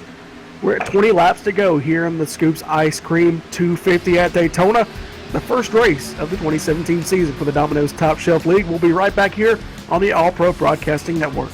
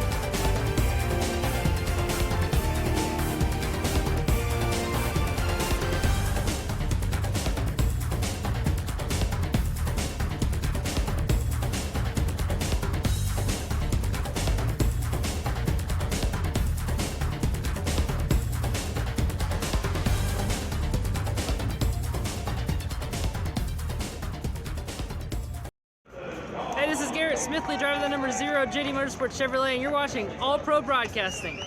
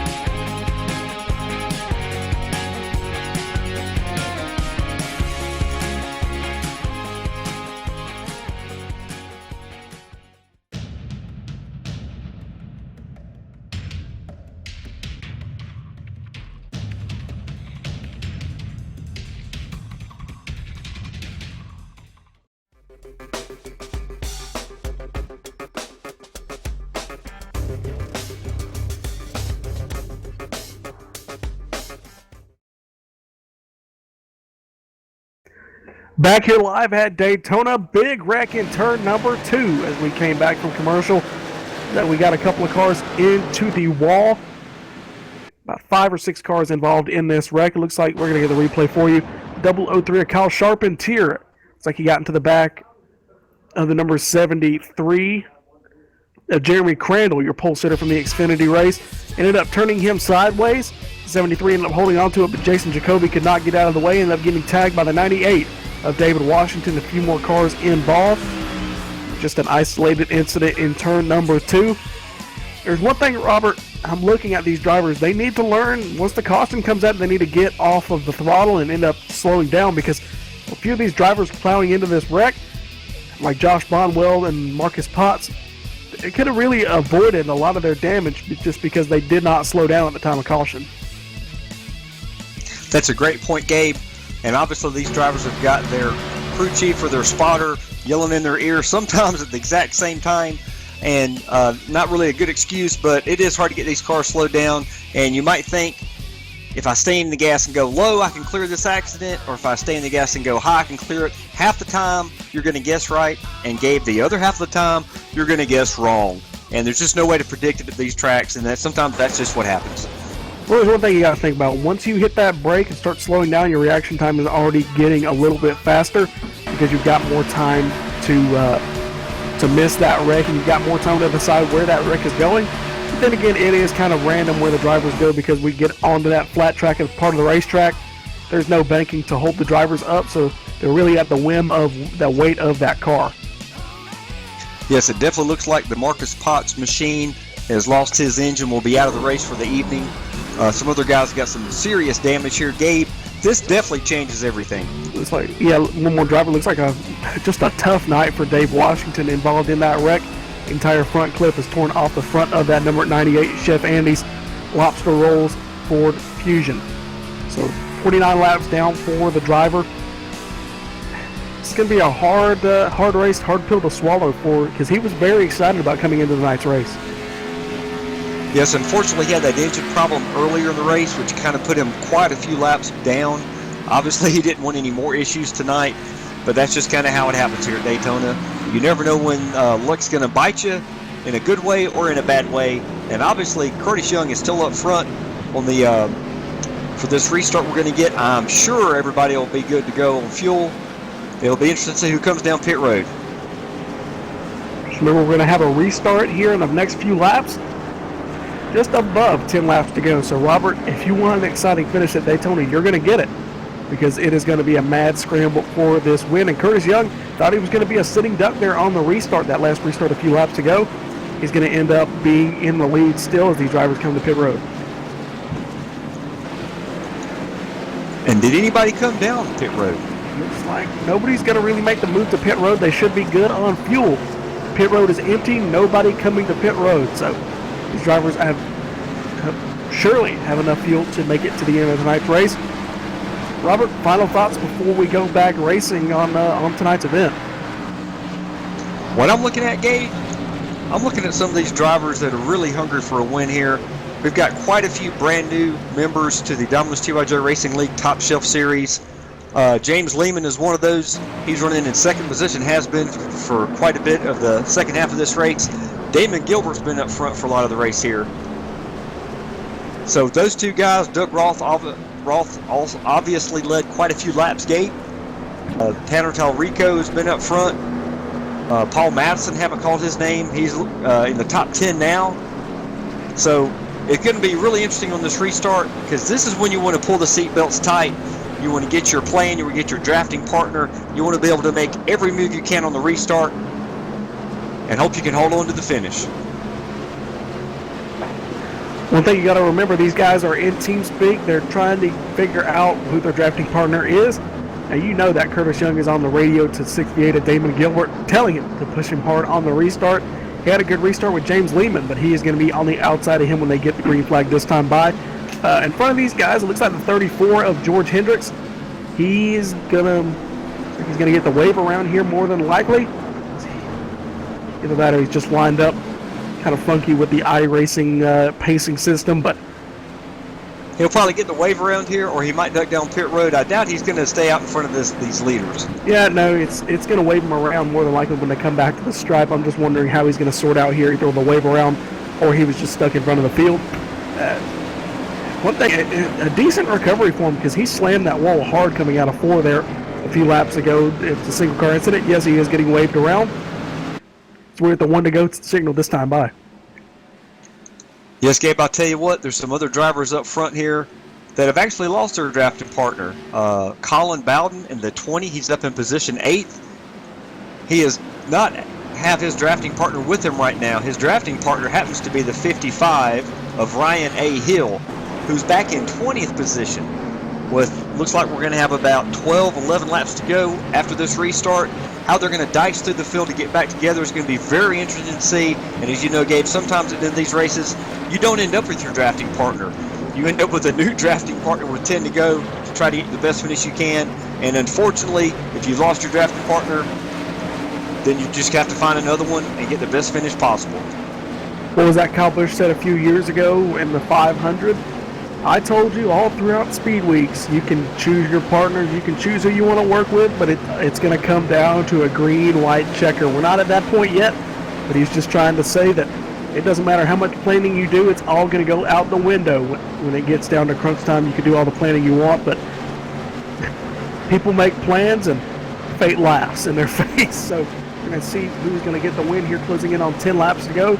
94 Curtis Young is your leader. Yes, and he has led a lot of laps, but leading a lot of laps doesn't really matter a lot, Gabe. It's leading the last lap. That's what we're looking for here. And you can count us down here with the pace car coming down pit road to see how this is going to end up. One thing, looks like the Domino's officials are getting on these drivers for laying back on the restarts, trying to get a little bit of a jump on the rest of the field. Looks like they're going to tighten them up here in coming to the green flag. Here they go. 94 then nose to nose as they come by the stripe. It's a complete lap number 87 on the lap number 88. It's going to be nose to tail between the top 4, and then pretty much everybody else throughout the top 20. It's going to be double file. Yes, Gabe, as they go from 2nd gear up to 3rd gear up to 4th gear, they're gaining speed as we speak up to 180 miles an hour. Damon Gilbert, I'm riding with him right now. 185 miles an hour. This draft is going to get these guys up to almost 200 miles an hour by the time we get back around to the start-finish line. And everybody, like I said, is trying to find their drafted partner. Already up to 195 here on the backstretch. 196, 198 miles an hour as they go into turn 3. Coming out of turn number 4 this time by 2 laps from 10 laps to go. So it's going to be 12 to go this time by.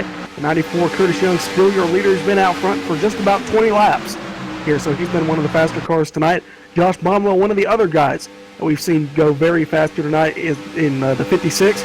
He is in 33rd, 19 laps down, so he is out of tonight's race. It's going to be a tough pill to swallow also for him because he had one of the faster cars. And he's going to come away with very few points. So we had one car jump to the back, maybe the 88. Maybe I'm trying to find it. But Kyle Cameron, no, excuse me. It was at the 95 of Jeffrey Ford. He jumped out of line and ended up coming around to about the back half of the top 15. It's getting interesting up front, though, Robert. We're coming to lap number 90 now. These drivers are going to try and form that outside lane. James Lehman in the 01 is going to be the first car on the outside, followed by him, Doug Roth in the 44. Brandon Cruz in that 54 machine, Brandon Cruz Monteveas in that 9th spot. They're going to try and get that outside lane cooking. A few more cars are needed. Looks like they're going to get it because here comes Tanner Talrico in the 44. They're the 42. Yes, he jumped up to the high side and looks like Big Coach coming. yes, as Damon Gilbert jumps up front also, and they're going to all pass, looks like Curtis Young here, going into turn 3 and 4. Damon Gilbert's going to get the lead and then dump his drafting partner, so he's going to move to the lead, and he's going to leave that 42 on the outside to fend for himself. That's going to end up coming to bite him because here he comes.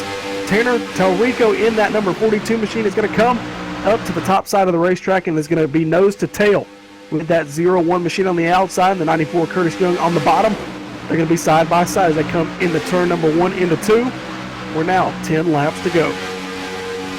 Yes, it looks like James Lehman drops down to the low side behind Curtis Young, leaving the 42 of Tanner Talrico out to dry. This happens very, very often late in these races, and we might see 2 or 3 more lead changes before the final lap here, Gabe. Shuffling around up front, the 94 dancing around the back bumper of Damon Gilbert in the 68, trying to find that air, trying to find a way to get around him or to at least set up a move. It looks like he's ducking to the outside, letting that 01 know he's ready to go. It looks like we got one car being shuffled out. Paul Madison in the 15. He's going to be shuffled out from that bottom side of the racetrack. He's going to move into that sucker hole on the top side. That's going to allow, trying to find out who that is. Nick Crawford. We hadn't talked about him all night. May as well be Mr. Where did he come from, because he's making moves up front now, trying to find his way down to the bottom, maybe up top. He's just moving around everywhere trying to find some momentum. Yes, and Paul Madison just lost about 8 or 10 positions. He might still have time to make it up front. It all depends on how this plays out. He does have the 44 of Doug Roth, who led a lot of laps here behind him in 9th position. So they're back in 8th and 9th. If they team together, they also have got behind them Jeffrey Ford, who just fell out of line a couple laps back. Gabe, you were talking about. He's in the 95 NBNA Chevy. If they can team together on the outside lane, they can make their way up front. George Hendricks in the 34, slow on the apron coming off the pit road.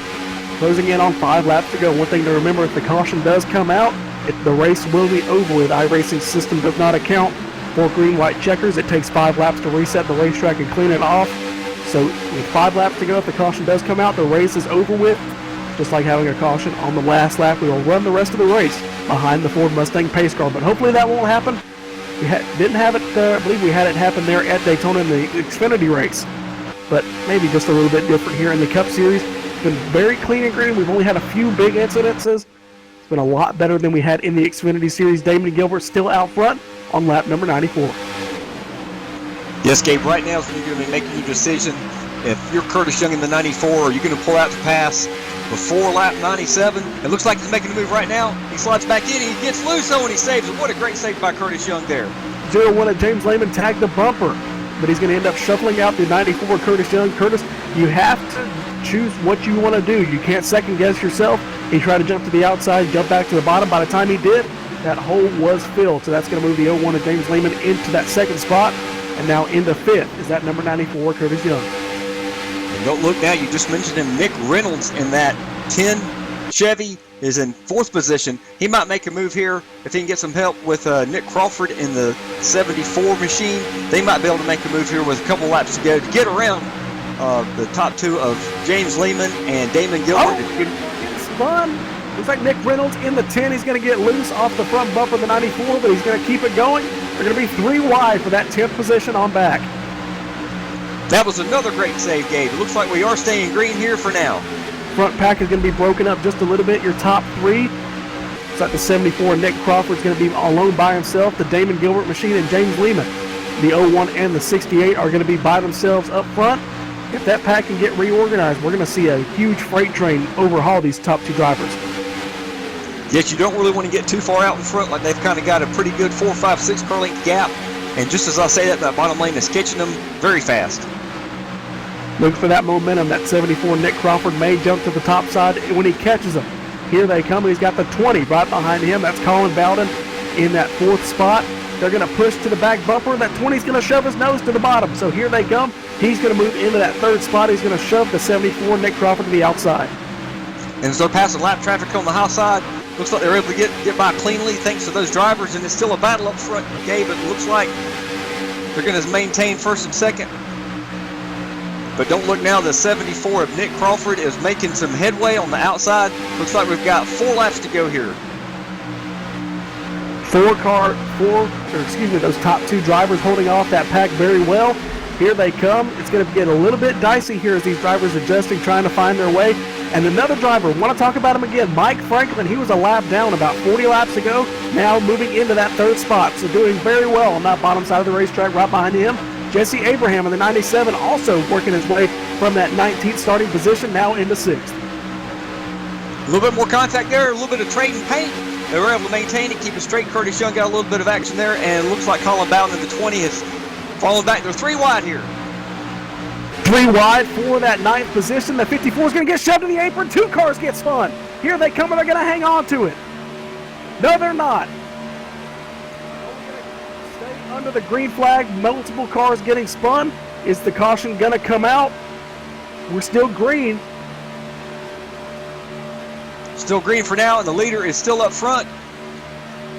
Looks like Damon Gilbert might have this race won. The caution is still not out as we're staying green. He's praying for a caution, but it's not going to come here. They're going to come to 2 laps to go this time by. The 01 of James Lehman's going to have to try and work something out with the 82 of Mike Franklin behind him. Coming to 2 laps to go this time by. Popsicle sticks in the air. Yes, we have a 4-car breakaway, and Curtis Young is still up here in 5th position. If he can get some help, he might be able to catch these guys, but I'm afraid it's going to be these top 4 battling out for the win here, Gabe. Curtis Young all by himself in the 94, so he's going to be no factor here. Lap number 99, 100 is up next. We're closing in on the finish here at Daytona. Who's going to get the first win of this new series in 2017? Looks like those top 3 drivers are starting to pull away from that 97 to Jesse Abraham going into 3. They're coming to the white flag this time. Yes, Gabe, I'm really surprised the caution didn't come out there. These guys did an excellent job of keeping their car off of the racing groove, and we are definitely going to have a battle here from this last lap with these top 4 drivers. White flag in the air. Here they come. The 68 of Damon Gilbert started 5th, now in the lead here on lap number 100. 250 miles, and it all comes down to this. Going into turn number 1, down into turn number 2 for the final time. Yes, the question again is, when is James Lehman going to make his move, and will Mike Franklin go with him when he gets ready to make a move? They're on the backstretch now. They're going to have to make a decision fast. Looks like he's thinking about making the move now, and it looks like Mike Franklin is getting right to his back bumper. He's going to have to make a move now, Gabe, to make this move and get the win. Still single file, the 68 of Damon Gilbert out front. The 01's trying to get some momentum built up. I don't think it's going to happen. Here they come to the stripe this time. He doesn't have the momentum. It's going to be single file to the line. He started 5th, 250 miles later. He's the winner. Winner number 1 of the 2017 season goes to Damon Gilbert in the 68. Wow, what a finish. I tell you what, I'm going to have to check my notes and see who picked Damon Gilbert for this win. Wow, if you want to check out how everybody finished a little bit further back, I will be checking my notes to see who wins this free large pizza.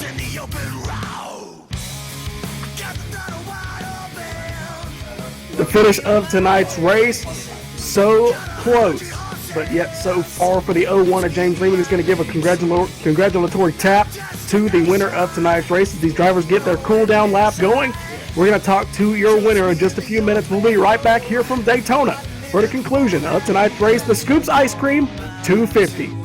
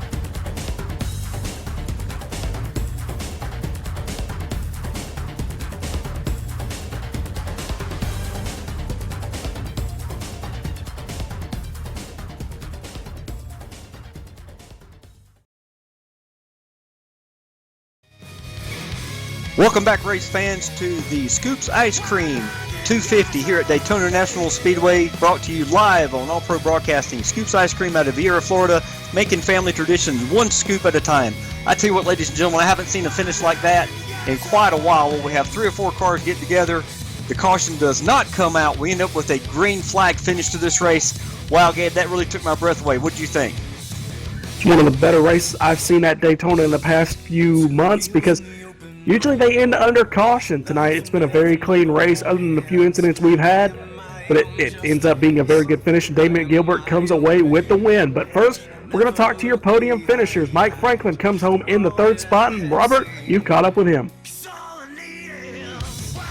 Yes, Mike Franklin, this is Robert in the booth. Congratulations on a great race tonight, Mike. You came home 3rd. Looks like you started back in 9th. Tell us how your race went, and what do you think about this first race in the Domino'S TYJ Racing Series Top Shelf League? Well, didn't start out very good. I had some technical difficulties at first, so I had to drop back and went a lap down. But, I thought it was a really good, clean race. A lot of racing, a lot of give and take, and just a lot of patience to get back up to the front. Yes, sir. Mike, you're relatively new to the Domino's TYJ racing family. Again, we're happy you're here. Who would you like to give some shout-outs to and some thanks?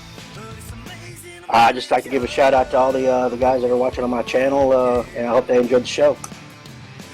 So, Mike, last question with this third-place finish.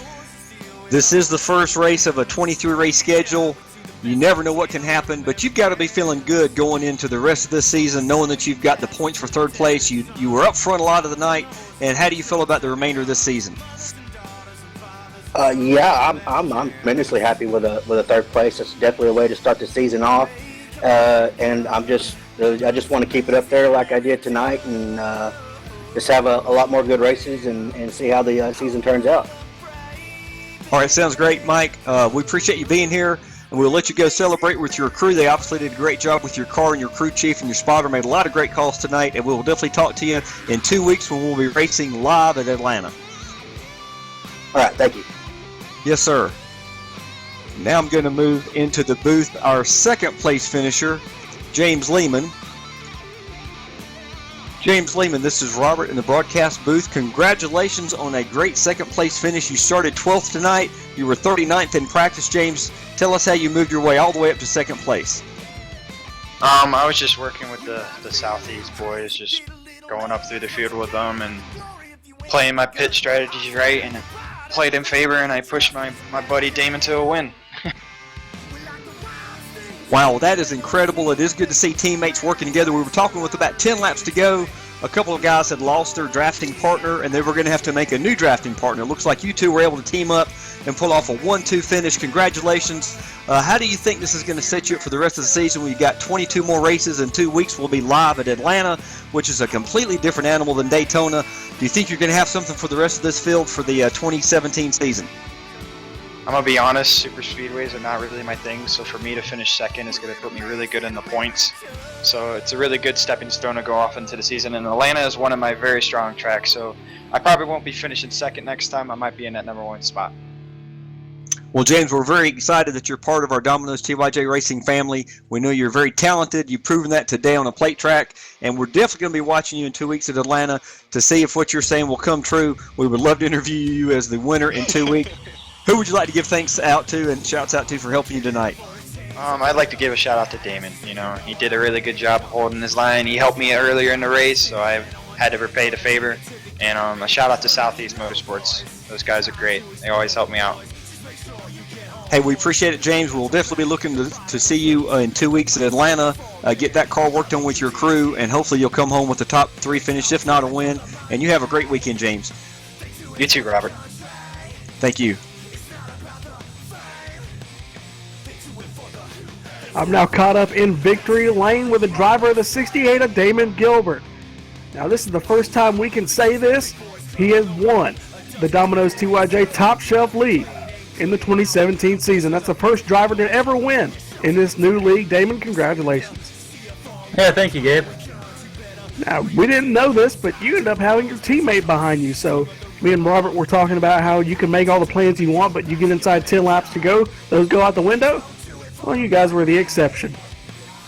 Yeah, like I started running with these guys a little bit ago. Like every once in a while, I happen to just hop in with those guys. And tonight we with about 10, I don't know, maybe like 20 to go. Me and James started working together. He was originally out front, and then after a restart, he was starting outside pole. I was starting third, and the inside got a lot better of a run. And just how all the things shuffled through, James got behind me. Pushed me to that win. Big shout out to him. I wouldn't have done it without him probably. And yeah. Well, Damon, you walk away with the victory. Were you kind of surprised at how clean this race really was? I mean, we had a few big wrecks, but it's pretty tame for what we usually expect here at Daytona. Yeah, it was pretty good. I mean, I heard some of the wrecks were having to do with connection issues. Me myself had some connection issues actually, but I noticed they tried to keep it under control there, and it was pretty cool to see that it was pretty clean. I know when I did I've done about two other races here with for the recruiting races and everything. and it seemed like we always only get about 2-3 cautions. It seems pretty good. So overall, I was pretty came into it knowing that there wasn't going to be many. I thought that there was going to be about how many we got, which was like 3. I'm pretty sure. All right, Damon, you walk away with a victory tonight. You want to thank anybody before we let you go for the first time here in 2017. You get the win. Who helped you get the victory? Big shout out, like I said, to James Lehman. Wouldn't have done that without him. All those guys over there tonight, and like one of my best friends over there, Dustin Lee. And just like, yeah, for all you guys like Robert and everybody who put in this league on, and everybody who puts this league on, I want to thank them for what they're doing here. It's nice to race over here in a league that actually like is doing stuff and has a decent amount of people. We got like 43. Most of the time you only see races anymore with a little amount of people. Pretty nice though. Well, Damon, congratulations yet again. We're going to go let you celebrate with your teammates. And thank you. I wish you had known that, but we'll be prepared for next week at Atlanta, because now you got a teammate there, and he said he's got a pretty good shot of getting the victory, so maybe you can give him a run for his money. Yeah, I'm looking forward to it. That's Damon Gilbert, the driver of the number 68. He comes away with the victory here tonight. Robert, final thoughts? Well, I was very impressed, Gabe. I do have to admit, I did check all the notes, all the text messages, the chat messages. That 68 machine of Damon Gilbert did not have anybody pick him for the win. It's unfortunate. That happened. Well, it's actually the second time. I think we had it one other time in a tryout race that we did not get a winner for the large free pizza, but that does happen from time to time. Obviously, there's going to be some fans picking him for the next race in 2 weeks at Atlanta, and I was just impressed with the way he drove with his teammate there. I was also impressed with the long green flag runs we had, Gabe. As always, I was very impressed with the review of the race with the admins helping me out tonight. Obviously, this whole league couldn't have come together with some really special people that have been helping out for a long time. Some of those guys, I can't name them all, but Judd Danielson's helped out a lot. Lynn McNeese has helped out a lot. We've got some other guys, Chad Payne. We've got Curtis Young has come on this year as an admin. He's not an admin in this series because he races in this series, but he helps us admin. The truck races are going to be coming up here in a couple of weeks. Of course, you, Gabe, being in here, and Michael D'Amico with All Pro Broadcasting coming on this year. It's a great partnership we're super stoked about and looking forward to a lot of more races this year. Well, Robert, over the past few weeks, you've become quite the commentator, so I'm looking forward to the 2017 season and improving on your commentating skills, and it gets a lot better when you don't have to worry about being an admin. Well, on behalf of me, Gabriel Wood, Michael D'Amico in the production hall, and Robert McFarland up in the booth with me, join us next week at Atlanta for round number 2 of the Domino's TYJ Top Shelf League. This has been the All Pro Broadcasting Network and the Scoops Ice Cream 250. Good night.